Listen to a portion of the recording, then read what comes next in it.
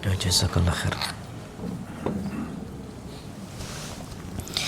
Bismillahirrahmanirrahim. Assalamualaikum warahmatullahi wabarakatuh.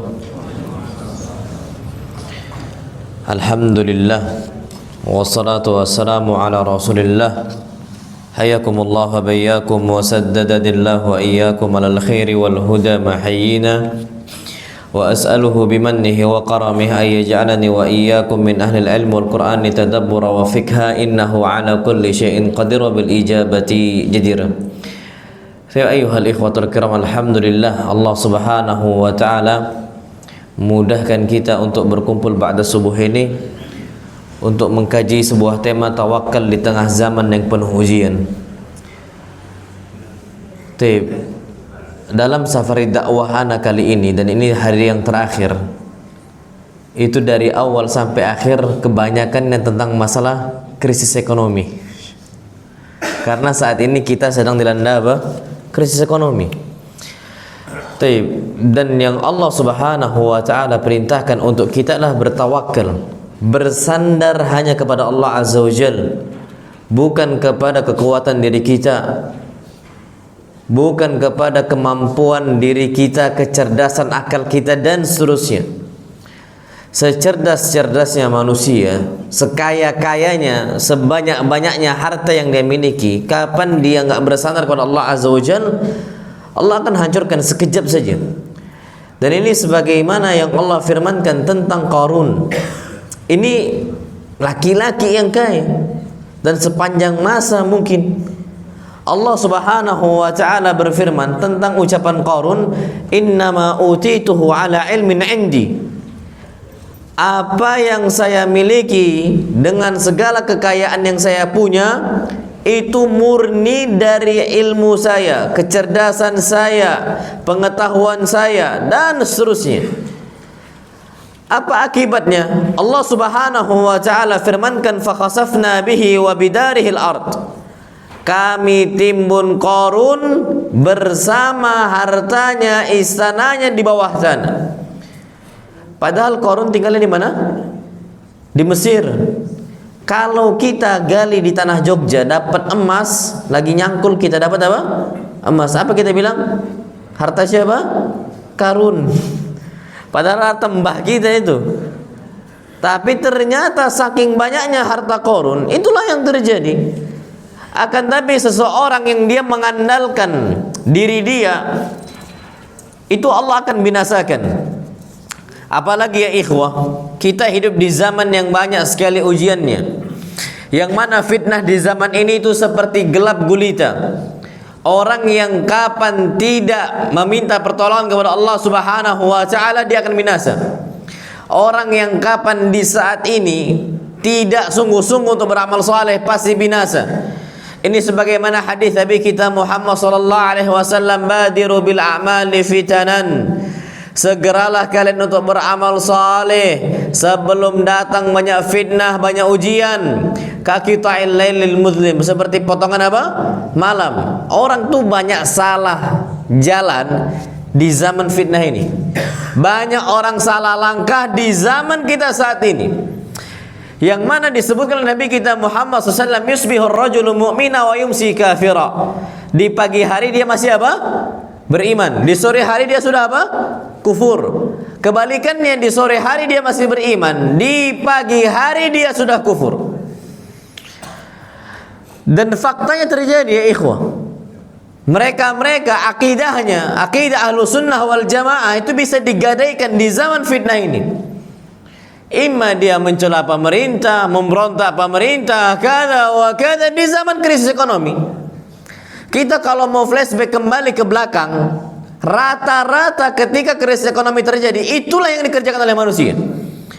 Dan tidak ada satupun setahu ana waliul amr yang selamat dari celaan. Na'udzubillah. Dan ini digadaikan di ikhwah, ujian besar. Sebaik-baik apapun presidennya, bahkan Pak Habibinya, dikudeta nggak dia? Beliau kena juga. Diberontak, dihina, diludahi dan seterusnya.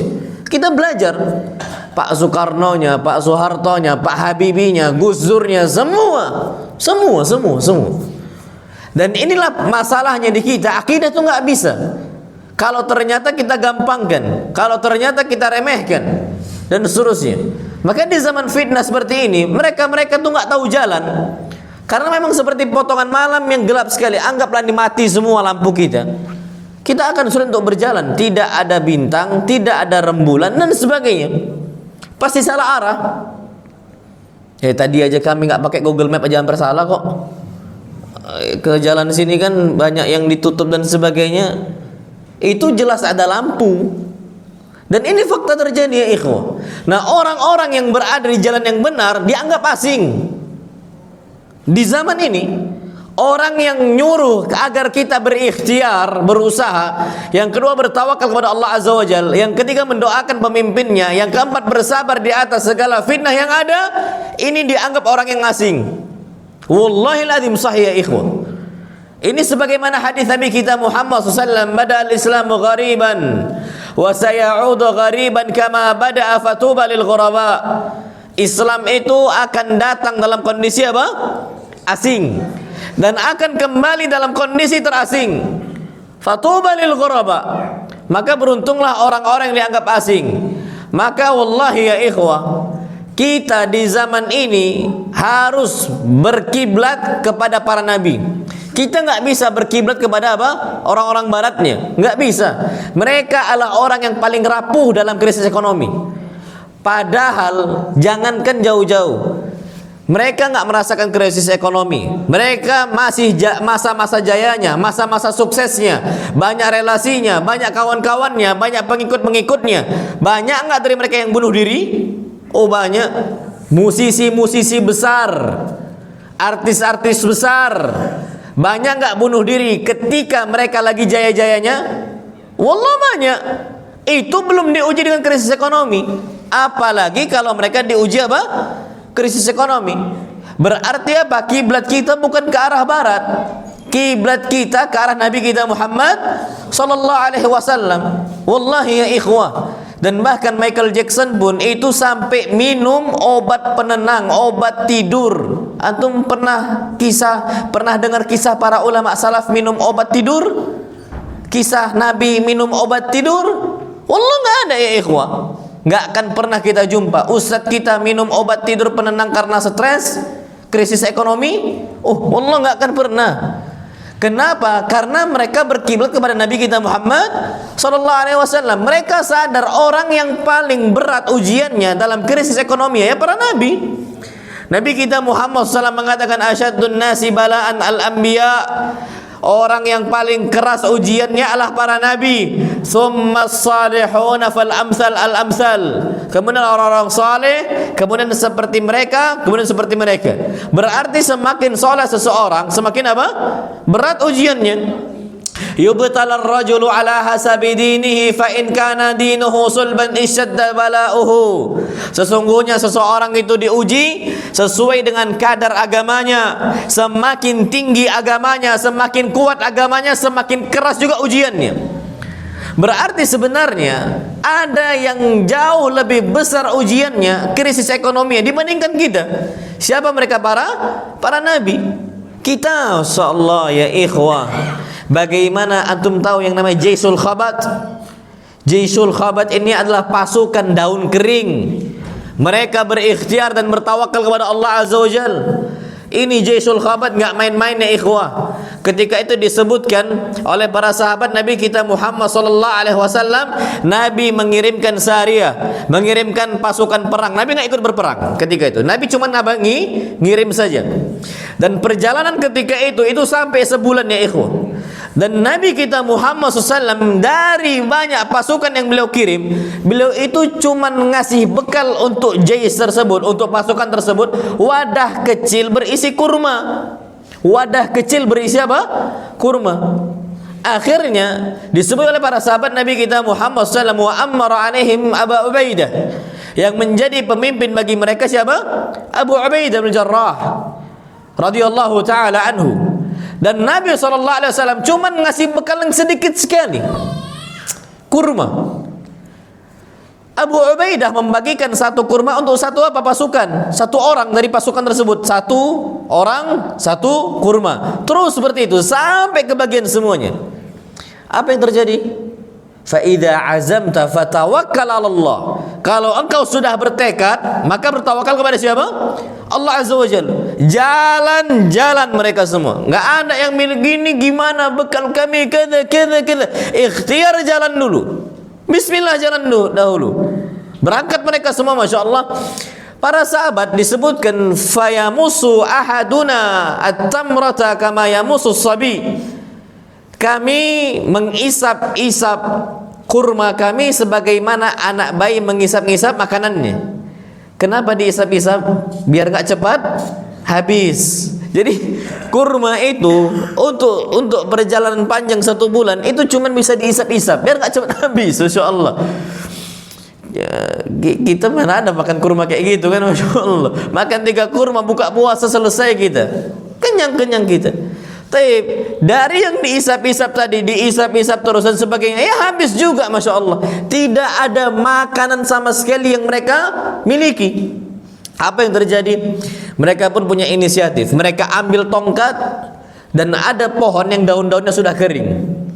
Maka mereka ambil tongkat, mereka goyangkan pohon tersebut untuk menjatuhkan apa? Menggugurkan daun-daunnya. Daun-daun kering tadi. Daun-daun kering tadi mereka kumpulkan, mereka rebus dan mereka makan. Antum pernah makan daun mangga?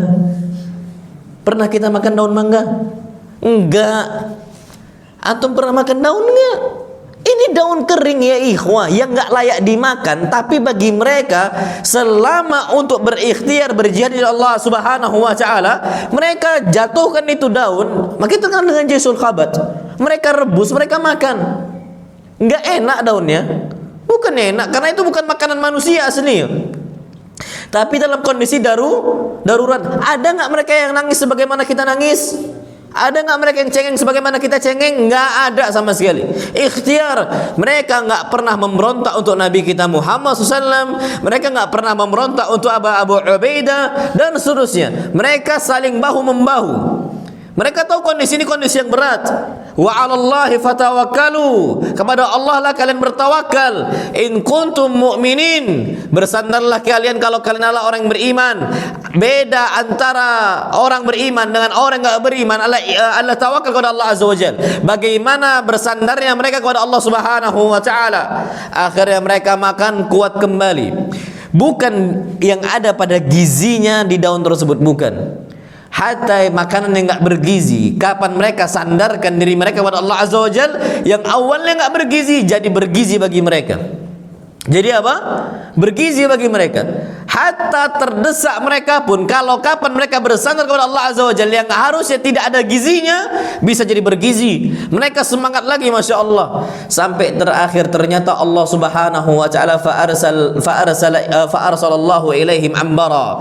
Allah Subhanahu wa taala kirim untuk mereka ambar, ikan paus. Ambar ini ikan paus besar terdampar tiba-tiba di tepi pantai. Rezeki. Mereka akhirnya bingung, khilaf di antara mereka terjadi. Ini hukumnya halal atau haram karena terjumpa dalam kondisi bangke. Sudah apa? Sudah mati. Mereka ragu padahal aslinya hewan laut bangkainya pasti apa? Halal, mati ya halal lah, kemana ada disembelih ikan itu dan sebagainya. Tapi mereka jumpai itu besar sekali. Akhirnya apa kata Ubaidah? Kita makan apa yang kita butuhkan karena di saat ini kita darurat. Tapi ambil semuanya, bekali semuanya oleh kalian, siapa tahu hukumnya halal. Akhirnya diambil oleh para sahabat Nabi kita Muhammad SAW, makan secukupnya. Yang penting bisa menghilangkan rasa lapar mereka. Darurat, nggak sampai kenyang, nggak sampai apa? Kenyang. Kita di tengah hutan kehilangan semisal tidak ada makanan sama sekali, tidak ada bekal sama sekali, habis bekal kita. Jumpa hewan afwan babi semisal khinzir, boleh nggak kita makan? Boleh, cuman sebatas menghilangkan rasa lapar doang. Nggak boleh sampai itu doyan itu. Apa? Itu doyan. Ini sekedarnya doang. Sekedarnya apa? Sekedarnya tok gitu. Nah, terjadi khilaf di antara mereka. Ada yang bilang membolehkan, ada yang bilang nggak membolehkan. Yang nggak membolehkan mereka sekedarnya saja. Yang penting menghilangkan apa? Rasa lapar. Akhirnya ketika pulang kepada Nabi kita Muhammad SAW, mereka bawa bekal banyak sekali. Apa kata Nabi kita Muhammad SAW? Hal kana ma'akum fatut'imuna? Engkau masih ada nggak sisa paus tadi? Akhirnya saya mau makan nih. Berarti halal atau haram? Halal, karena Nabi mau makan sallallahu alaihi wasallam. Di sini menunjukkan ya ikhwah, yang awalnya mereka makan daun, bisa Allah kirim mereka ikan apa? Paus. Ikan paus dikirim oleh Allah Subhanahu wa taala, ambar tersebut. Dan kita tahu amber-amber itu muntahan apa? Paus, yang parfum dipakai bahan apa? Parfum yang mahal dan sebagainya. Jadi amber itu jarang-jarang gitu. Karena kenapa mahal? Karena memang muntahan paus itu nggak bisa kita cari, sama seperti misik. Miskul ghazal itu nggak bisa sembarangan. Makanya mahal 1 mili, 3 mili itu bahkan sampai 15 jutaan yang asli miskul ghazal. 15 jutaan yang misik yang antum lihat di masjid-masjid itu misik KW 10 itu. Misik KW 10 itu aslinya mahal wallahi ya ikhwah. Miskul ghazal, misik kijang, antum tahu misik kijang ini kan 10 ribuan kan di sini. Itu KW 10 itu yang asli, yang asli betul-betul original gitu ya. Itu nggak bisa sembarangan. Itu ada musim tertentu dan itu nggak banyak Allah ya ikhwah. Tapi Allah Subhanahu wa taala bisa kasih rezeki untuk manusia dengan cara yang nggak disangka-sangka. Masalahnya kita belum dicoba udah nggak bisa ngomongnya, belum dicoba udah ngomong kalah dan sebagainya. Lihat sahabat Nabi kita Muhammad SAW berangkat dulu nggak ada yang ngomong nggak bisa. Kaidah dalam mereka apa? Pertama, ihris ala ma yanfa'uk wasta'in billah wa la ta'jiz. Ini kaidahnya. Pertama, semangat dahulu. Yang kedua, minta tolong kepada siapa? Allah. Yang ketiga, jangan memiliki mental yang lemah. Belum dicoba bilang nggak bisa. Mau dagang bilang nggak bisa. Ada usaha bilang nggak bisa. Belum apa-apa, bahasa kami itu sikit-sikit tidak baca. Sikit-sikit itu nggak bisa. Ini nggak bisa wallahi ya ikhwan, nggak boleh seorang muslim kayak gitu, cengeng mentalnya. Antum coba lihat para asatidzah, mereka berusaha, habis itu bertawakal kepada Allah Azza wa Jalla. Sampai kita lihat bagaimana Nabi SAW mengajarkan kita ikhtiar masalah hatta ontanya. Ada sahabat Nabi kita Muhammad SAW memiliki onta dan beliau bertawakal, nggak diikat ontanya. Apa kata Nabi kita Muhammad SAW? Ikilha wa tawakkal Allah. Engkau ikhtiar, usaha, ikat dulu ini. Kemudian apa? Bertawakal kepada Allah Azza wa Jalla. Nah, di saat-saat yang seperti ini, kita dibutuhkan untuk apa? Ikhtiar. Mungkin kita akan bertanya, siapa yang mau beli? Sedangkan yang namanya kita aja mau beli dagangan atau beli manusia ini, astagfirullahaladzim, kondisi terlalu banyak nabung, tidak mau mengeluarkan hartanya karena kondisi yang lagi berat. Coba aja dulu. Kita belum tahu besarnya bisnis ekspedisi di zaman kapan? Covid lah. Covid itu besar-besaran ekspedisi itu apa? Mendapatkan meraup apa? Keuntungan. Yang awalnya harusnya mereka adalah orang-orang susah, ternyata mereka orang-orangnya apa? Yang menjadi orang kaya, masya Allah. Semua mau jadi kurir, ya kan? Semua orang daftar jadi apa? Kurir. Dan di saat itu menjamur yang namanya apa? Ekspedisi pengiriman. Dan kita nggak pernah tahu di mana rezeki kita berada. Makanya kalau seandainya kita ini betul-betul merasa cukup kepada Allah Azza wa Jalla, Allah Subhanahu wa taala akan cukupkan kita. Allah berfirman, "Wa may yatawakkal 'ala Allah fa huwa hasbuh." Barang siapa yang bertawakal kepada Allah Subhanahu wa taala, maka Allah yang akan mencukupkannya. Maka apa yang sudah Allah takdirkan pasti terjadi sudah. Antum enggak usah risau banget gitu loh. Kenapa? Coba lihat dari zaman ke zaman. Sesulit-sulitnya masa kita saat ini, lewat enggak masa itu? Lewat. Makanya kalau sudah ditakdirkan pasti terjadi. Nabi kita Muhammad sallallahu alaihi wasallam bersabda, "Wa'lam annal ummata law istama'at 'ala an yanfa'uka bi syai'in lam yanfa'uka illa bi syai'in qad katabahu Allahu lak." Kalau seandainya kalau seandainya yang namanya manusia berkumpul semuanya untuk memberikan engkau manfaat, mereka enggak akan bisa memberikan engkau manfaat kecuali apa yang sudah Allah apa? Takdirkan. Kebalikannya, semua manusia yang mau membahayakan kita, nggak akan bisa mereka membahagiakan kita kecuali apa yang sudah Allah apa? Takdirkan, berarti tugas kita nggak usah menerka-nerka masa depan. Di sekarang aja yang kita Yang kita perhatikan. Makanya patokannya itu jangan khawatir banget dengan mustaqbal, dengan masa depan. Enggak kayak gitu hidup seorang muslim. Antum tahu kaidah seorang muslim sebagaimana hadis Nabi kita Muhammad SAW. Beliau mengatakan man asbaha minkum aminan fi sirbihi mu'afan fi jasadihi wa indahu qutu yaumih. 3 nih. Faka'annama hizat lahud dunya.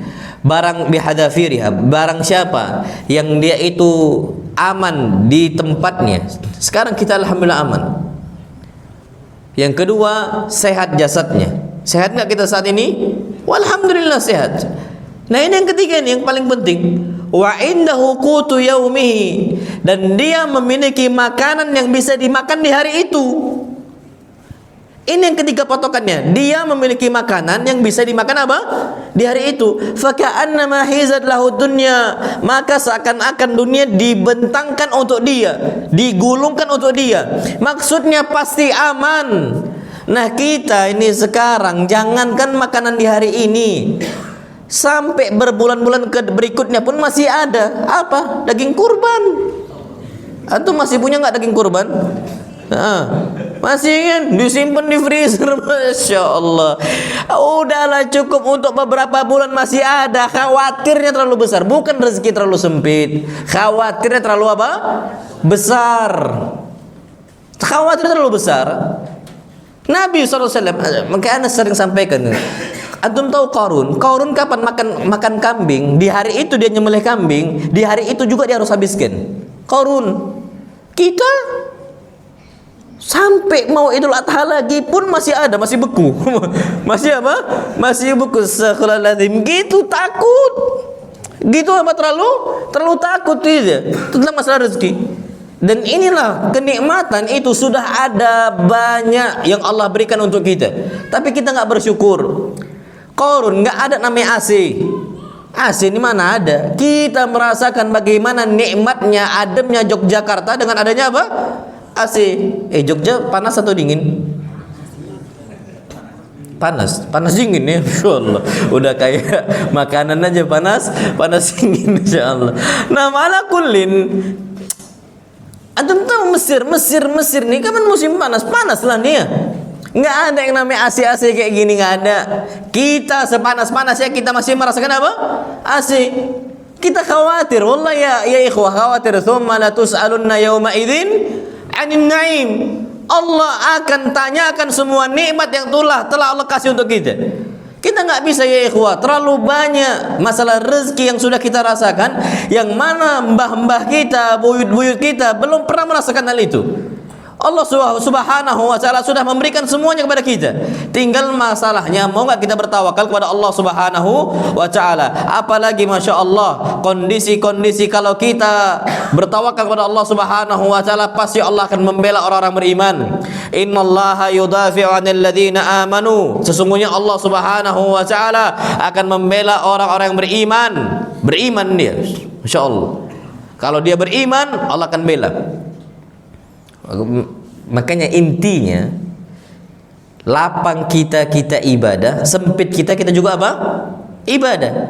Kita diciptakan oleh Allah Azza wa Jalla bukan untuk ngumpulin duit, tapi untuk ngapain? Sholat. Berarti ambisi kita ganti, biar nggak khawatir banget. Ambisi kita ganti sekarang. Kita kalau ternyata usaha kita nggak mendapatkan omset sekian dalam satu hari, kita kan merasa risau kan? Ganti itu ambisinya, biar nggak khawatir amat gitu. Dengan cara apa? Ganti saat ini. Kalau kita masih bisa melaksanakan sholat di hari ini, bahagia kita. Justru kalau kita ketinggalan sholatnya atau masbuk dalam sholatnya, kita khawatir. Ana yakin tenang hidup kita, sesulit-sulitnya apapun ekonomi kita. Dan ini sebagaimana yang Nabi SAW sabdakan, wa man kanatid dunya hammah, siapa saja yang ambisi adalah dunia, farraqallahu amrah, Allah akan cerai-beraikan urusan dia. Wa ja'alal faqr baina ainaihi, dan Allah jadikan kemiskinan di depan mata dia. Takut miskin. Banyak nggak orang kayak gitu?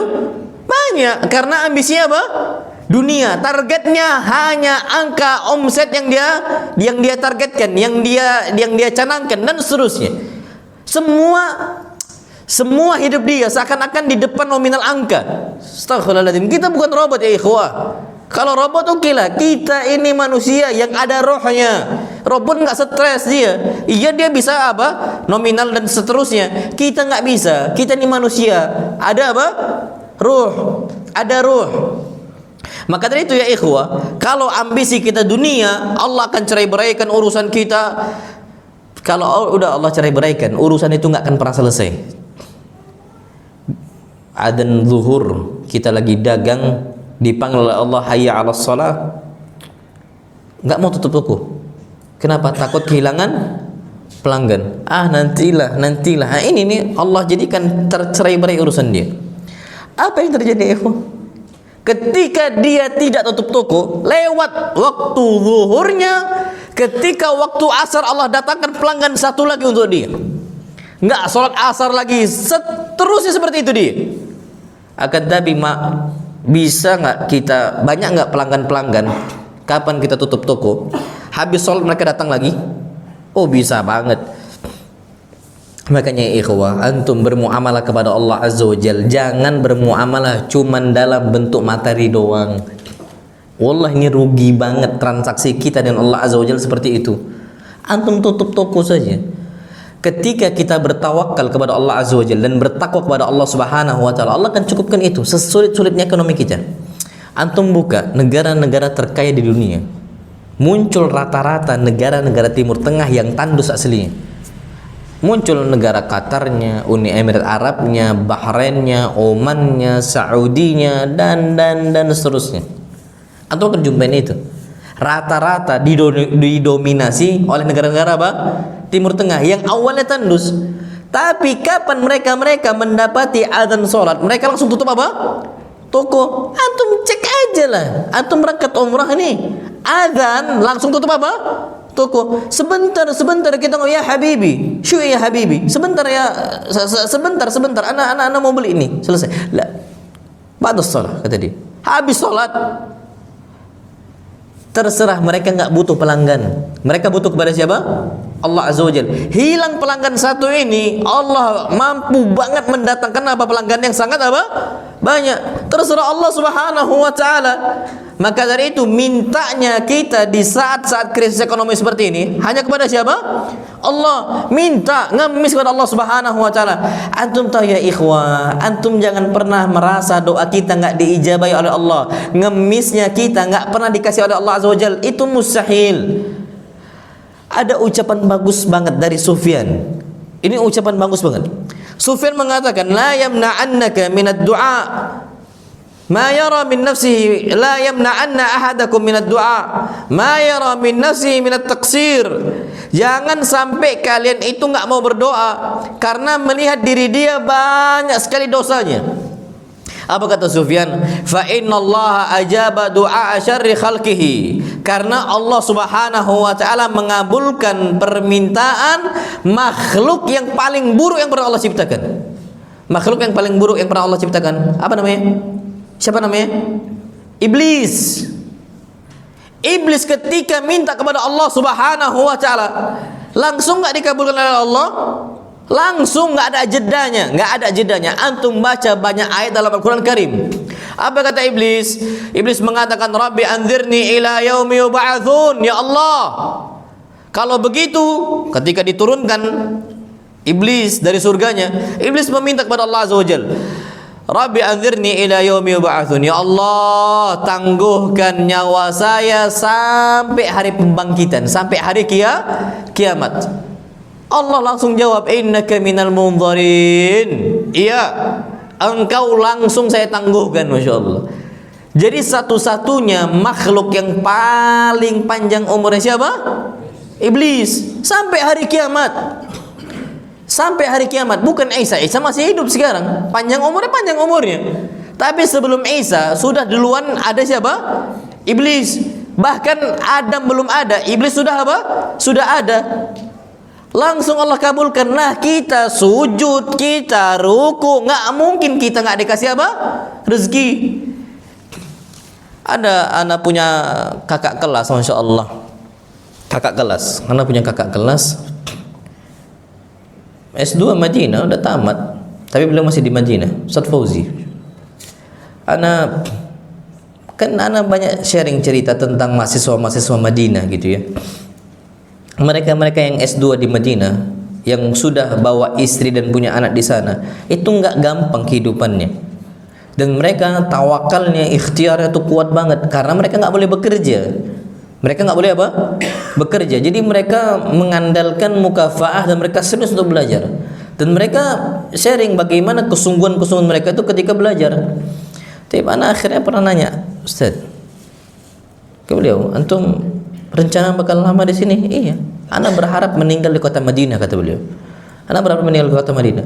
Anak banyak dapat cerita, anak bilang, bagaimana sulitnya kondisi hidup di kota Madinah karena biaya hidup yang terlalu apa? Tinggi. Anak tanya, antum gimana? Antum merasa nyaman, tenang nggak? Apa kata beliau? Tenang lah. Anak sujud kok nggak mungkin Allah nggak kasih rezeki. Itu kata beliau. Apa yang anak bisa? Anak dagang parfum, anak punya usaha kuda, kata beliau. Ya anak kerjakan. Selama yang penting anak sujud, pasti Allah kasih apa? Rezeki. Itu tawakal, zen itu. Masalahnya kita udahlah sujud, ruku dalam satu hari berapa kali kita sholat? 5 kali. 5 kali itu kita ngemis kepada siapa? Allah. Sekali ngemis saja pasti Allah kasih. Lah ini berapa kali dalam satu hari? 5 kali. Dimulai dari pagi hari pembuka hari kita ngemis sampai penutup hari juga kita apa? Ngemis. Kok merasa nggak dikabulkan doanya, permintaannya? Berarti akidah kita yang bermasalah. Nah, orang-orang seperti ini itu nggak usah bicara terlalu banyak ekonomi, tapi belajar dulu tauhid. Belajar dulu apa? Tauhid. Belajar dulu akidah. Percaya sama anak, orang-orang seperti ini mentalnya nggak kuat. Kapan fulus mereka banyak, ngeluh juga dia. Karena memang aslinya mentalnya yang bermasalah. Tauhidnya yang kurang. Setinggi-tingginya mereka memiliki jabatan, setinggi-tingginya nominal harta mereka yang mereka miliki, ngeluh juga nggak kebanyakan mereka? Allah ngeluh. Antum kira orang kaya nggak ngeluh? Ngeluh. Orang kaya ini harus gaji karyawannya. Ngeluh nggak mereka? Ngeluh juga. Masalahnya mental kita yang nggak kita miliki. Kekuatan apa? Kekuatan mental. Makanya ya ikhwah, di saat-saat seperti ini kita betul-betul harusnya istirja, kembali kepada siapa? Allah SWT. Musibah yang paling berat kita katakan inna lillahi wa inna ilaihi raji'un. Hatta kita di PHK, dirumahkan, diputus kontraknya dan sebagainya. Tapi kita dapat kabar yang enggak enak seperti itu, ucapkan inna lillahi wa inna ilaihi raji'un. Allahumma ajurni fi musibati wa akhlif li khairan minha. Ini kalau kita minta kepada Allah Azza wa Jalla, Allah ganti yang lebih baik. Kisahnya siapa? Ummu Salamah. Kita tahu Ummu Salamah ini punya suami Abu Salamah yang sangat baik sekali, dan bahkan yang paling santun, yang paling lembutnya kepada istrinya ya Abu Salamah. Sampai Ummu Salamah, Masya Allah ya, Abu Salamah ditazkiyah, direkomendasikan oleh istrinya sendiri. Masya Allah. Sebenarnya SKCK itu dikeluarkan itu harusnya bukan dari kepolisian. Dari siapa? Istri. Harusnya. Enggak bisa. Dia bukan orang baik, tukang nampar orang dia itu. Ketahuan oleh siapa? Istri dia, tukang bentak, enggak bisa ngayomin. Ya ikhwah, kalau SKCK yang dikeluarkan oleh istri kita, enggak keluar itu surat. Enggak keluar apa? Surat. Yang keluar cuma dari 2 orang. Untuk 2 orang, Abu Salamah dan juga Nabi kita Muhammad sallallahu alaihi wasallam. Antum tahu apa kata Ummu Salamah tentang Abu Salamah? Fa ayyu baitin khairun min Abi Salamah. Suami mana yang lebih baik dibandingkan Abu Salamah? Ketika meninggal Abu Salamah, itu yang diucapkan oleh Ummu Salamah. Fatadzakkartu qaula Nabi sallallahu alaihi wasallam. Akhirnya aku ingat ucapan Nabi sallallahu alaihi wasallam, "Ma min muslimin tusibuhu musibah fayaqul." Aku pernah ingat sabda Nabi, beliau mengatakan tidaklah seseorang muslim ditimpa dengan sebuah musibah dan dia mengucapkan inna lillahi wa inna ilaihi rajiun, Allahumma ajurni fi musibati wa akhlif li khairan minha, kecuali Allah akan kasih ganjaran untuk muslim tersebut dalam musibahnya. Yang kedua, Allah ganti dengan yang lebih baik. Ternyata Allah ganti dengan siapa? Rasulullah sallallahu alaihi wasallam. Padahal Ummu Salamah tuh cemburunya gede banget. Antum kalau mau poligami nggak bisa memiliki istri yang cemburu, nggak bisa. Dan kalau terlalu pencemburu, ana bukan praktisi, enggak. Cuman ana tahu dari para praktisi juga. Insyaallah.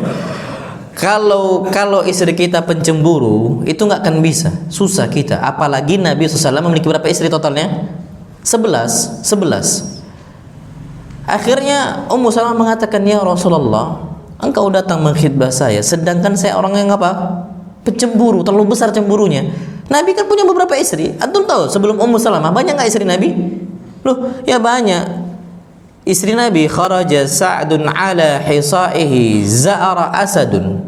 Yang keenam Ummu Salamah. Kharaja Khadijah udah meninggal. Sa'dun sin siapa? Saudah. Ala ain Aisyah. Hisaihi ha siapa? Hafsah. Za'ara Zai siapa? Zainab. Asadun Hamzah. Ummu Salamah. Berarti Ummu Salamah istri yang keberapa? Yang antum hafal nggak istri-istri Nabi? Taib, siapa yang hafal? Faddal, anak kasih hadiah. Nggak boleh lengok Google lo ya. Dari awal sampai akhir, faddal. Siapa yang hafal? Antum kalau nggak ngafal nama ibu sendiri durhaka nggak? Siapa nama ibu antum? Aduh lupa. Wallahi antum akan dicap orang durhaka. Apa kata Allah Azza wa Jalla? Wa azwajuhu ummahatukum. Istri-istri Nabi itu ibu-ibu kalian. Wallahi ibu ana itu Ummu Salamah ummi ana, Aisyah ummi ana. Ana wallahi tidak akan pernah benci dengan seorang kecuali ketika dia mencela siapa? Ibu ana. Aisyah dicela keda wa keda. Antum gimana mau kesel? Sedangkan nama ibu sendiri nggak hafal. Makanya Ummu Salamah dicela, Aisyah dicela, Hafsah dicela, kita ya menang-menang wae. Mangut. Karena memang nggak hafal istri-istri Nabi kita Muhammad SAW. Antum harus hafalkan ya ikhwah. Antum ana dulu itu ngafalnya itu pakai kode, dibuat kalimat. Jadi kharaja Khadijah dibuat kata kharaja, keluar. Kharaja Sa'dun ala hisaihi za'ara asadun za'ira ja'ala ra'sa sahibina maridha. Total berapa? 11. Kharaja Khadijah Sa'dun sauda ala Aisyah hisaihi Hafsah za'ara Zainab asadun Ummu Salamah za'ira lagi Zainab ada berapa? 2. Ja'ala jim siapa? Jim siapa? Juwairiyah. Ja'ala ra'sa siapa? Ramlah. Ja'ala ra'sa sahibina Sad siapa? Safiyah. Ja'ala ra'sa sahibina Maridah. Mim siapa? Bibinya Ibn Abbas, Maimunah. Itu istri-istri Nabi kita Muhammad sallallahu alaihi wasallam. Taib Ummu Salamah ini sebelumnya ada istri-istri Nabi sallallahu yang lain, ada Aisyah, ada keda. Akhirnya ya Rasulullah, aku ini wanita yang paling bercemburu. Akhirnya Nabi SAW setelah akad, Nabi pegang Ummu Salamah, Nabi doakan agar Allah menghilangkan kecemburuan yang terlalu berlebihan dari siapa? Ummu Salamah. Akhirnya bertahan dengan siapa? Nabi kita Muhammad SAW. Dan itu nikmat banget gitu loh, nikmat banget. Intinya dari kita, bagaimana kita istirja. Toib kita di PHK, oke, nggak apa-apa. Yang ngasih rezeki untuk kita bukan perusahaan kita. Bisa banget kita mendapatkan perusahaan yang jauh lebih besar menggaji kita ketika kita bersabar kepada siapa? Allah SWT. Oh, Allah gampang kok. Antum ingat dulu di Abahana, insyaallah. Dulu di zaman 98 itu kerja di Kiani, perusahaannya Pak Prabowo di Kalimantan. Krisis moneter, tutup ini perusahaan, bangkrut. Ternyata Jepang membuka perusahaan kertas di Sumatera Selatan nih. Dari awal pembukaan sampai pensiun Abahana di situ. Sampai tahun 2024 Covid, 2024, dan bahkan masa pensiun Abahana itu diperpanjang sampai 3 tahun. 3 kali kontrak gitu, diperpanjang, tapi nggak bisa terlalu lama dikarenakan yang namanya ada serikat pekerja. Akhirnya harus ada regenerasi dan kada padahal perusahaan masih membutuhkan gitu. Akhirnya tuh tahu sekarang kerja di mana? Ya di KN lagi. Sekarang dulu namanya Kiani, ganti namanya apa? KN. Di Kalimantan yang dulunya bangkrut sekarang apa? Jalan lagi. Terus ke Allah Azza wa Jalla sudah gitu-gitu aja. Berarti apa ya ikhwah? Gampang bagi Allah Azza wa Jalla untuk memberikan rezeki untuk hamba-hambanya dimanapun mereka berada. Sampai kita ini di bawah lubang jembatan, dapat nggak rezeki Allah Azza wa Jalla? Pasti dapat. Pasti dapat. Tapi kekhawatiran itulah yang terlalu besar. Makanya intinya ihfadillah yahfadka, ihfadillah tajiduhu tujahak. Kalau engkau menjaga agama Allah, maka Allah akan menjaga engkau. Jaga syariat Allah. Masa lapang kita jaga syariat Allah, masa sempit kita juga jaga syariat Allah Subhanahu wa taala. Ihfadillah tajiduhu tujahak. Engkau jaga agama Allah Azza wa Jalla, niscaya Allah akan niscaya engkau akan mendapati Allah di hadapan engkau. Wa idza sa'alta fas'alillah. Kalau engkau minta kepada siapa? Allah Subhanahu wa taala. Wa idza sta'anta fasta'in billah. Dan kalau engkau minta tolonglah kepada Allah Azza wa Jalla. Jangan minta tolong kepada makhluk. Makhluk ini lemah ya ikhwah. Sekaya-kayanya makhluk, harta dia terbatas. Sekaya-kayanya salah seorang donatur ikhwah dari kita, hartanya juga apa? Terbatas. Mintalah kepada Allah Azza wa Jalla. Ini ucapan Nabi kita Muhammad SAW untuk Ibn Abbas. Bapaknya Ibn Abbas masih ada, tapi Nabi ajarkan dari kecilnya, dari kebiasaan dari masa kecil-kecilnya, jangan sampai dia ketika tua mintanya kepada makhluk. Gak boleh. Kenapa? Man ta'allaqa syai'an wukila ilaih. Barang siapa yang bergantung kepada suatu hal, dia akan diserahkan kepada barang tersebut. Dan terjadi ikhwah, orang-orang yang bergantung diri kepada jimatnya, kapan jimatnya nggak dipakai, sengsara dia, khawatir dia. Antum tahu itu? Ana beberapa kali meruqyah orang yang pakai jimat. Jimatnya kelupaan, ketinggalan di rumah. Panas dingin, meriang dia. Ketika jimatnya apa? Tinggal. Dan itu terjadi man ta'allaqa syai'an wukila ilaih. Dan antum belajarkan kitab tauhid. Orang yang bersandar kepada makhluk, Allah akan serahkan dia kepada makhluk tersebut. Allah nggak akan ngurusin dia. Makanya mintanya kepada siapa? Allah SWT. Dan ini ditanamkan sejak Ibn Abbas masih kecil. Padahal aslinya bisa nggak Ibn Abbas minta kepada abahnya, kepada Abbas? Bisa nggak? Oh, ya bisa banget. Tapi diajarkan. Makanya dulu kami masih ingat banget, masya Allah, bagaimana kita diajarkan dari sejak kecil untuk minta hanya kepada Allah Subhanahu wa taala. Makanya masya Allah, anak sering sampaikan juga ke ikhwah, kalau ada anak antum minta uang jajan, itu jangan langsung dikasih. Ini kesalahan terbesar. Akhirnya tertanam dalam benak anak kita. Yang ngasih rezeki untuk anak kita siapa? Bapaknya, ayahnya. Harusnya nggak boleh gitu. Anak kita minta duit jajan 2.000. Kita bilang, nah udah minta belum sama Allah? Belum, Bi. Minta dulu.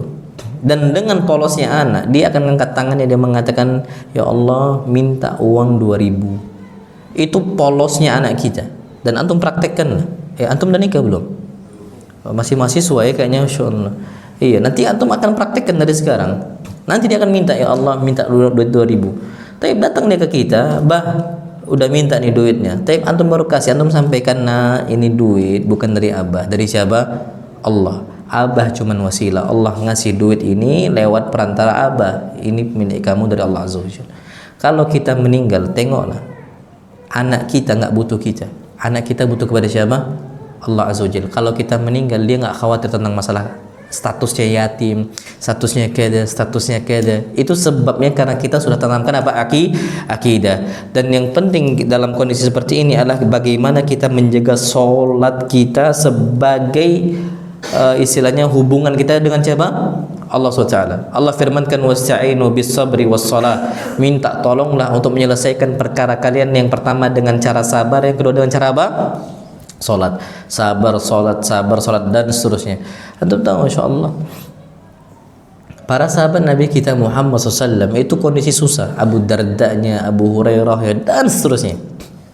Abu Hurairah pernah kelaparan, bahkan Masya Allah, Abu Hurairah mengatakan, wa kuntu la akhirru min baini baiti Rasulullah SAW ila mimbarihi. Aku pernah tersungkur karena kelaparan di antara rumahnya Nabi dengan mimbarnya Nabi kita Muhammad sallallahu alaihi wasallam. Sampai kejang-kejang Abu Hurairah. Akhirnya datanglah sahabat yang lain, langsung duduk di atas Abu Hurairah, dibacakan ayat Quran, dikira kesurupan. Apa kata Abu Hurairah? Innahu minal ju'. Jangan dibacakan ayat Quran, kasih makan. Sesungguhnya ini sebabnya karena apa?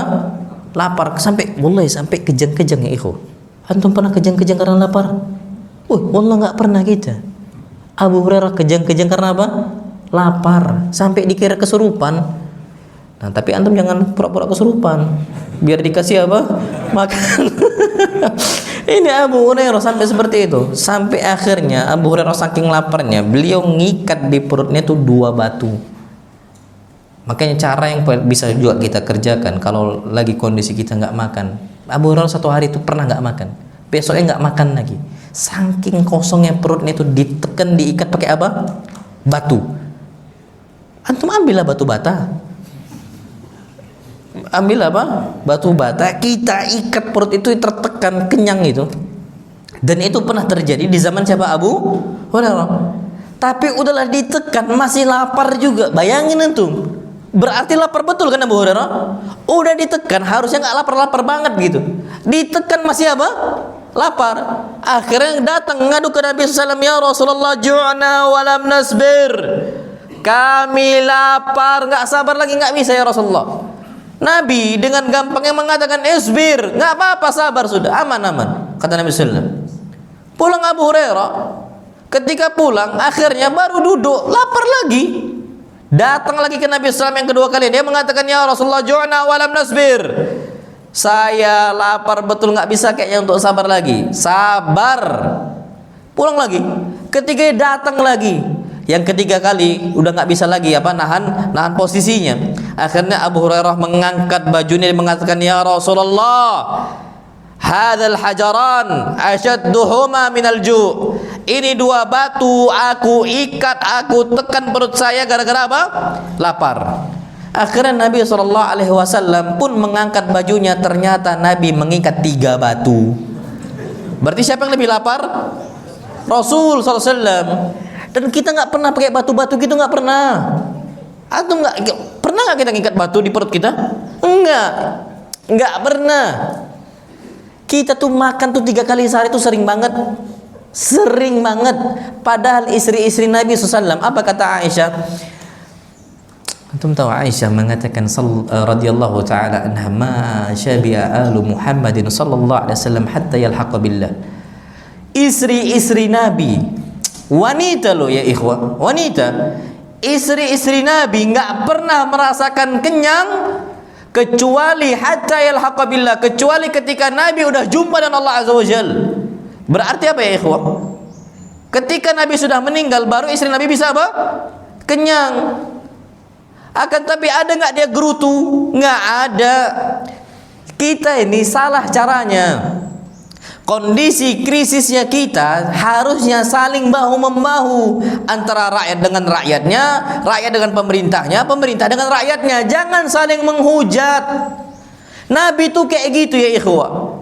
Ketika Nabi SAW kondisi ekonomi sulit, dibantu oleh istrinya, kita pasti sakit hati kalau istri kita nulis di kerdus apa? Tunaikan hak beras kami. Diangkat oleh istri kita. Di sampingnya ada anak-anak kita kan? Apa kabarnya kalau anak-anak kita mendemo minta haknya? Bisa nggak menyelesaikan masalah? Wallah nggak akan bisa ya ikhwah, sakit hati kita. Terus gimana tugas seorang istri mendoakan siapa? Suami. Sama persis tugas rakyat doakan siapa? Pemerintahnya. Perintah pemerintah yang doakan apa? Rakyatnya, saling bahu-membahu. Rakyat membantu pemerintah, pemerintah membantu apa? Rakyatnya, saling mendoakan. Dan ini betul-betul adem ya ikhwah. Dan ini terjadi oleh para wanita di zaman sahabat Nabi kita Muhammad SAW. Mereka sabar ketika kondisi mereka adalah kondisi yang sulit. Bahkan patokan mereka, nggak apa-apa sedikit, nggak apa-apa nggak makan, yang penting halal. Yang penting apa? Halal. Jangan bawa ke rumah ini hal-hal yang haram. Membawa hal-hal yang Allah larang nggak boleh. Kapan haram ya haram. Ternyata mereka rela nggak makan. Yang penting mereka bisa beribadah kepada Allah Subhanahu wa Ta'ala. Dan ini akhirnya pendidikan Nabi kita Muhammad SAW itu sampai tertanam ke istri-istri Nabi. Hatta Aisyah loh ya, Aisyah ini tawakalnya di posisi krisis ekonomi betul-betul kuat Aisyah. Antum tahu Aisyah apa kata Urwah bin Zubair? Ini Urwah bin Zubair keponakannya Aisyah. Urwah mengatakan, "Makanat Aisyah tu tastajiddu thawba." Aisyah itu enggak pernah punya baju baru. Kanat turakki'uhu wa tunakkisuhu. Tugasnya Aisyah itu cuman kapan bolong dijahit, ditambal. Bolong tambal lagi, bolong tambal lagi, bolong tambal lagi. Sampai kalau udah banyak tambalannya dibalik oleh Aisyah, tunakkisu, dibalik. Yang di dalam jadi di luar, yang luar jadi di dalam, dibalik. Sekarang ada ummahat pakai baju banyak tambalannya? Enggak ada kan? Itu ummahat yang ngomong. Aisyah pakaian itu cuma dua, satu apa yang dipakai dan satu apa yang dicuci. Ummahat, apa kabarnya? Ikhwah, pernah cerita sama Ustaz, antum tahu rumah ana ini lemari besar di kamar Ustaz, 2 pintu besar lemari, semua isi punya istri ana cuma 1 tingkat laci Ustaz. Suami dijajah oleh istrinya. Dijajah oleh siapa? Istrinya. Semua pakaian istrinya. Ini ummahat. Nggak belajar dari Aisyah. Aisyah tuh baju baru nggak punya. Tambal. Coba ummahat bolong sedikit ditambal, malu makanya kan? Kayak terhina banget pakai baju yang abadi ditambal. Sekaya-kaya umat zaman kita sekarang nggak lebih kaya dibandingkan Aisyah. Anak ulangi, nggak usah terlalu kita nih apa gengsi. Sekaya-kaya umat saat ini, wallahil adzim qasaman billah, nggak lebih kaya dibandingkan Aisyah radhiyallahu anha. Aisyah putri dari laki-laki yang kaya. Putrinya siapa? Abu Bakar. Istri dari laki-laki yang kaya. Istri siapa? Rasulullah sallallahu alaihi wasallam. Dan Aisyah memiliki budak. Siapa nama budaknya? Barirah. Budak ini harganya ratusan juta. Umat sekarang nggak lebih kaya dibandingkan apa? Aisyah. Dan Aisyah ini kaya memang harta dia. Kalau ummahat kaya sebabnya siapa? Harta suami. Dipajekin suaminya. Gaji awal bulan, mas mana gajinya? Insya Allah udah kena. Dan bahkan sebagian istri kaum muslimin itu lebih galak dibandingkan galaknya pegawai pajak. Udah kena aja gitu loh, dipintain gitu. Antum tahu Aisyah itu kaya, memang kaya dari bawaan dia, bukan harta suami. Antum tahu Nabi, apakah Nabi mewariskan kekayaan Nabi SAW untuk Aisyah? Oh enggak, sama sekali enggak. Innal anbiya lam yuwarithu dinaran wala dirhaman. Nabi itu enggak mewariskan dinar ataupun apa? Dirham. Kaya Aisyah. Yang lebih ajib, masya Allah, pernah Muawiyah radhiyallahu taala anha, bagaimana perhatian dengan ibunda kita, ibunda Aisyah, beliau membawa 80.000 dirham. Dibawa 80.000 dirham ini kapan difuluskan, dijadikan duit, itu bisa membeli ribuan kambing. Ribuan apa? Kambing. Di pagi hari Muawiyah banyak bawa 80.000 dirham. Ketika dibawa, dikasih untuk Aisyah, berbakti kepada Aisyah radhiyallahu taala anha. Fama amsat, tidak di sore hari kecuali 80.000 dirham tadi habis oleh Aisyah. Diapakan? Dibagi-bagikan oleh Aisyah. Semuanya sampai habis. Aisyah belum makan. Sampai apa kata pembantunya? Ya Aisyah, ini kata pembantunya, ya Aisyah, lau abqaiti lana dirhaman nashri bihi lahma. Kenapa enggak disisakan 1 dirham saja? Kita bisa beli daging untuk kita makan. Syuf, Aisyah belum makan. Sampai apa kata Aisyah? Lau dzakkartini la fa'altu. Kenapa kau enggak ingatkan? Kalau kau ingatkan, aku pasti akan sisakan 1 dirham untuk kita makan bersama. Aisyah lupa makan, ingat sedekah. Kita ingat makan, lupa sedekah. Bagaimana kondisi krisis ekonomi yang terjadi pada Aisyah itu tidak pernah menjadikan Aisyah wanita yang bakhilah, wanita yang apa? Syahihah, wanita yang meditnya, wanita yang pelitnya. Enggak. Justru di saat krisis ekonomi Aisyah apa?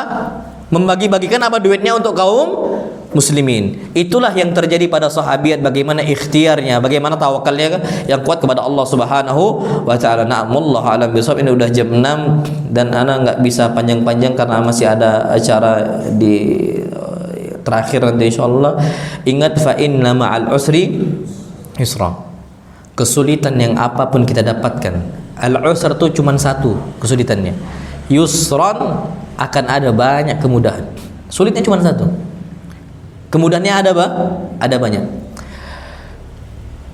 Dan antum harus tahu ya ikhwah, kemudahan ini datang bukan setelah kesulitan, enggak. Fa inna ma'a, ulangi, fa inna ma'a, sesungguhnya bersama kesulitan datang bersamanya apa?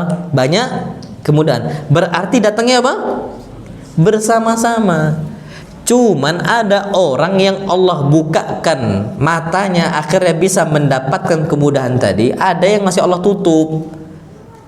Berarti kesulitan apa yang kita rasakan itu aslinya bersamaan, datang juga apa? Kemudian ma'a, ma'a ini bersama, bukan summa, bukan kemudian, enggak, ma'a, bersama-sama. Nah, tinggal bagaimana kita minta kepada Allah Azza wa Jalla agar bisa menemukan apa? Banyak kemudahan tadi. Ada yang Allah bukakan, ada yang Allah tutup. Krisis ekonomi, solusi apa? Quran banyak, di hadis banyak. Makanya rugi orang yang nggak tahu peta kehidupan. Belum tahu peta kehidupan kita apa? Selaku umat Islam. Al-Quran, inna hadzal Quran yahdi lillati hiya aqwam. Apa solusi? Quran ada, di hadis juga ada, banyak solusinya itu. Tapi kita ternyata banyak apa yang tidak mengerti Al-Quran dan juga tidak mengerti hadis-hadis Nabi kita Muhammad sallallahu alaihi wasallam. Nah, Allah alam bisawab. Ini waktu kita sudah habis. Ada nggak pertanyaan? Kalau nggak ada kita tutup. Bismillah.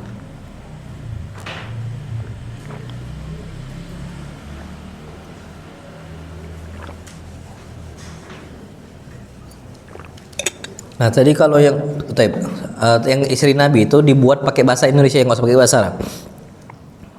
Khadijah, kami, kak kan Khadijah, kak kami. Saudah yang kedua, S berarti apa? Sudah, kami sudah. Kharaja Sa'dun ala Aisyah, A, kami sudah apa? A. Antum tulis pakai kalimat, antum buat sendiri, antum hafal kalimat tadi. Paham ya ikhwah? Antum harus hafal, wallahi harus hafal. Kita nggak ngafal durhaka kita, nggak ngafal durhaka, wallahu durhaka kita kepada ibunda kita. Nama Allah alam safadhan. Fadhal. Ustaz, yang tadi dikatakan bahwa yang tentang sahabat Nabi. Nah. Assalamualaikum warahmatullahi wabarakatuh. Keberkahan kepada kita semua. Tadi yang dikatakan tentang sahabat yang dia tidak mengikat putranya dengan tali dan tawakan kepada Allah, lalu disuruh Nabi SAW untuk mengikat putranya. Untuk kita itu bagaimana rasanya bahwa ikhtiar itu cukup, bahwa ikhtiar kita itu kalau tentang hal yang sesuatu yang kita inginkan tapi kita berikhtiarnya kadang terasa kurang, atau mungkin ikhtiarnya malah terlalu berlebihan. Taib, ngerti ya? Taib, muayyakum. Taib, secara adat saya, secara kebiasaan uruf kita, ana ambil contoh. Ini beda-beda di setiap masyarakat, beda-beda di setiap apa? Masyarakat. Taib, kita kalau ternyata parkir motor di sini kita kunci pakai kunci normal lo ya, di sini aman nggak? Kalau di Jogja sini aman kan? Berarti nggak perlu tambah kunci apa? Gembok. Tapi kalau antum di Sumatera, antum cuman kunci itu doang, itu ya Allah ya ikhwah, hilang. Berarti mau nggak mau tambahkan lagi ikhtiarnya dengan cara kunci pakai apa? Gembok. Di Qatar antum tahu ada salah satu ustadz kebangsaan Malaysia, tinggalnya di Qatar. Beliau insya Allah pernah bercerita, kami motoran, jadi motor tuh motor-motor gede gitu, mereknya BMW dan sebagainya gitu.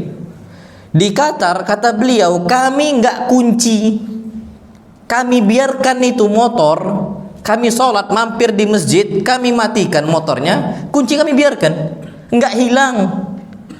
Kalau di negara kita Supra hilang, bukan BMW, Supra kalau nggak dikunci hilang nggak? Hilang. Berarti jangan kita berbuat seperti itu. Nah, wallahi ya ikhwah, tentang masalah ikhtiar kita lihat secara uruf kebiasaan. Kalau ternyata cukup dengan cara kunci, nggak perlu pakai kunci ganda, nggak perlu pakai gembok-gembok dan sebagainya, berarti udah cukup. Berarti nggak perlu lagi. Nah, qadarullah semisal kalau ada di satu masjid yang kita sholat di situ, ternyata qadarullah pakai kunci itu doang hilang juga, berarti ikhtiarnya ditambah. Harus mau nggak mau pakai apa? Kunci ganda, kunci tambahan, gembok yang dipakai dan sebagainya. Jadi ini yang paling tepat, kita menyesuaikan dengan uruf kebiasaan yang ada di masyarakat tersebut. Jadi beda-beda, keamanan itu tingkatnya beda-beda antara negara di sebuah wilayah dengan wilayah yang lain, suatu negara dengan negara yang lain. Kita, antum kalau di negara-negara barat, antum jalan itu ada namanya mereka tuh pencopet dompet. Pencopet apa? Dompet itu ada. Di negara Eropanya, jangan dikira mereka tuh nggak ada pencopetan, ada. Dan itu bahaya. Antum di Saudi nggak ada yang nyopet tuh kayak gitu, jarang banget. Nah beda kalau kita ternyata tinggalnya semisal di negara-negara barat gitu ya, kita nggak bisa letakkan dompet kita di tas belakang kita gitu dengan gampang yang kita letakkan, nggak bisa. Berarti diamankan lagi, mungkin dikunci, bahkan kan ada tas-tas yang sekarang aman banget kan, dibuat sedemikian rupa biar aman. Dan di Saudi nggak. Itu pun kalau hilang dia nggak hilang, tapi diamankan di sebuah tempat untuk bisa diambil oleh orang merasakan apa? Kehilangan. Itu ada tempatnya khusus untuk apa? Untuk mereka tas tinggal tuh nggak hilang, dompet hilang semisal dan sebagainya. Nah, wallah alam bisa. Jadi tergantung sesuai dengan apa? Sesuai dengan uruf kebiasaan di masyarakat setempat. Nah, wallah alam bisa. Fadhil yang lain kalau ada.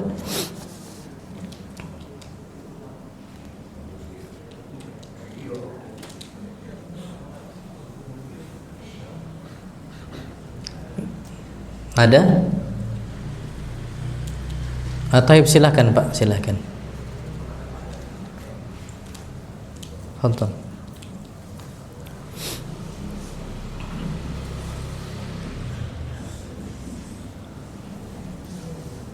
Ya, terima kasih. Singkat saja, pertanyaannya tentang istri Nabi tadi. Kalau orang-orang Indonesia menambahkannya dengan Siti, nah itu mohon penjelasan tentang istilah Siti Khadijah, Siti siapa yang pakai Siti. Taib Siti itu diambil dari kata Sayyidati. Cuman karena agak susah penyebutannya Sayyidati, disingkat jadi apa? Siti. Sama ya Siddi itu ya Sayyidi. Kalau kita manggil di orang-orang Arab yang kita muliakan, ta'al ya Siddi lau samaht. Ya Siddi. Nah itu ya Sayyidi maksudnya.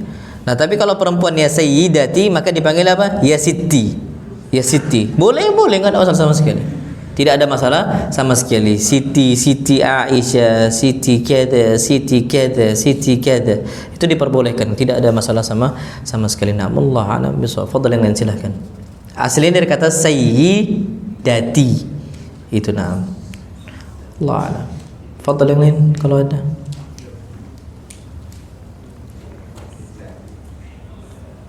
Gampangnya itu Sayyidat itu nyonya. Apa? Nyonya. Sayyidi tuan.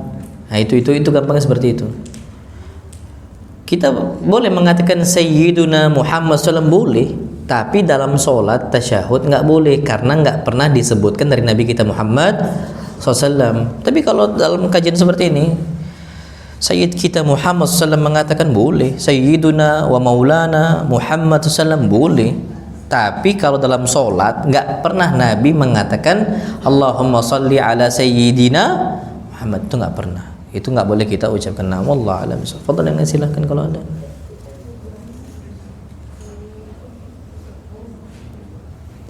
Ada? Tiap selesai ya. Tapi ini yang dapat Anda sampaikan dan Masya Allah ya, dari safari dakwah ini hampir semuanya rata-rata tentang krisis ekonomi.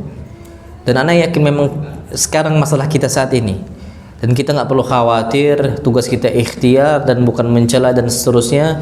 Insya Allah subhanahu wa ta'ala Allah akan melewati masa-masa sulit kita, dan Anda yakin sebentar insya Allah, nggak lama. Anda yakin insya Allah sebentar, nggak lama. Itu Allah cuman uji apa yang diucapkan oleh hamba-hambanya, apakah mereka bersyukur atau mereka apa? Kufur. Ashkuru am akfur? Apakah saya bersyukur atau saya kufur kepada Allah Azza wa Jalla? Itu yang diuji oleh Allah Subhanahu wa taala. Kurang lebihnya mohon maaf, yang benar datang dari Allah Azza wa Jalla dan yang salah datangnya dari ana pribadi syaitan, dan ana berlindung dari kesalahan tersebut. Wa sallallahu nabiyana Muhammad subhanakallahumma bihamdika asyhadu an la ilaha illa anta astaghfiruka wa atubu ilaik. Assalamualaikum warahmatullahi wabarakatuh.